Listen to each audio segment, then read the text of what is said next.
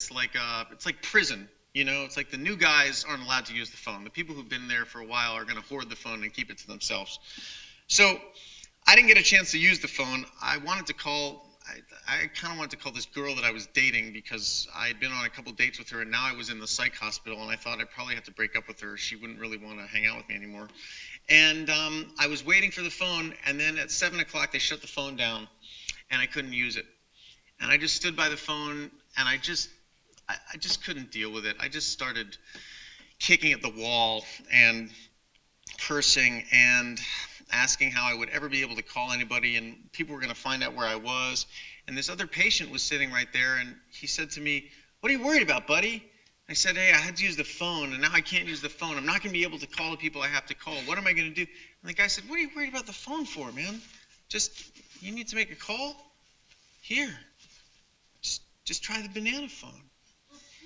And then he pulled the banana out, and he held it up. And I started laughing. And I believe very much in the healing power of laughter. And I'm going to keep this banana by my head for just a little longer. I believe that anything that you can laugh at, you can control. And anything that you can laugh at, you can have power over. And if you can laugh at it, you can handle it. And when this guy in the hospital picked out the banana phone and held it to his head, I looked at the real phone and I realized I probably look just as stupid kicking the real phone and cursing as he does holding the banana phone. I probably look more stupid. And I started laughing with him about the banana phone, and I decided, who cares if I call the person I thought I needed to call? It's not going to kill me. It's really not. There are so few things that can really kill you in this world. But one of the things that can is stress. So when I left the hospital, I started writing. It's kind of a funny story. And I ditched that old book that I was changing all the tenses for.